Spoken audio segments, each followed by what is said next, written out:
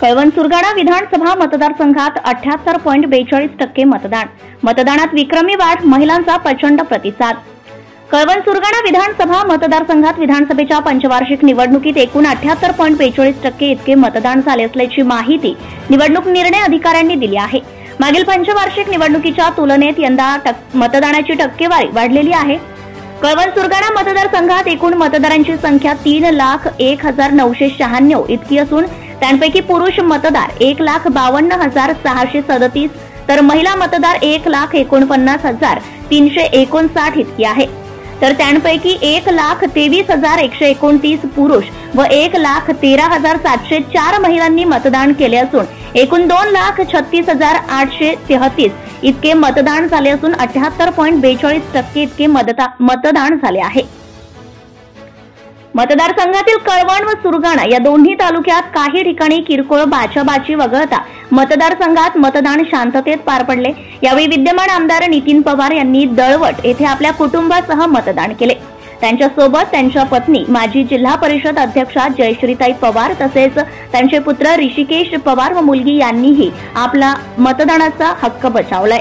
तर जीवा पांडू गावित यांनी अलंगुण येथे आपला मतदानाचा हक्क बजावला. दिनांक 20 नोव्हेंबर बुधवार रोजी संपूर्ण राज्यासह कळवण सुरगाणा मतदारसंघात मतदान प्रक्रिया सुरळीत पार पडली.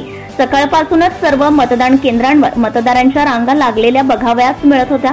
विशेषतः महिला वर्गांचा मतदानासाठी मोठ्या प्रमाणात सहभाग दिसून आला. विधानसभेच्या पंचवार्षिक निवडणुकीच्या मतदानासाठी मतदारसंघात सकाळी 7 वाजेपासून मतदानास सुरुवात झाली. कळवणचा आज आठवडे बाजार होता, परंतु मतदान असल्याने आज आठवडे बाजार पूर्णतः बंद ठेवण्यात आला होता. मतदारांनीही उत्साहात येऊन मतदान केंद्रावर मतदान करण्यासाठी गर्दी केली होती. मतदान करण्यासाठी अबालवृद्ध तसेच महिला भगिनींनी मोठ्या प्रमाणात गर्दी केली होती. मतदान करणाऱ्यांची संख्या वाढल्याने मतदारसंघात मतदानाच्या टक्केवारीत कमालीची वाढ झाल्याची दिसून आले, अशी माहिती उपजिल्हाधिकारी तथा निवडणूक निर्णय अधिकारी अकुणरी नरेश यांनी दिली आहे. कळवण व सुरगाणा शहरासह मोठ्या प्रमाणात मतदान झाले तर तालुक्यात ग्रामीण भागात मतदानांची टक्केवारी वाढल्याचं चित्र आहे. 7 उमेदवार मतदारसंघात उमेदवारी करत होते, मात्र प्रामुख्याने लढत ही विद्यमान आमदार नितीन पवार व माजी आमदार JP गावित यांच्यात होती. काट्याची लढाई असलेल्या या निवडणुकीत कोणाचा विजय होईल याचे आराखडे समर्थक बांधत असून मतदारांना निकालाची उत्सुकता लागून आहे. येत्या 23 तारखेला कोणाच्या गळ्यात विजयाची माळ पडते याकडे संपूर्ण मतदारसंघाचं लक्ष लागून आहे. मतदानावेळी संपूर्ण प्रशासकीय यंत्रणा तसेच पोलीस प्रशासन सज्ज होती.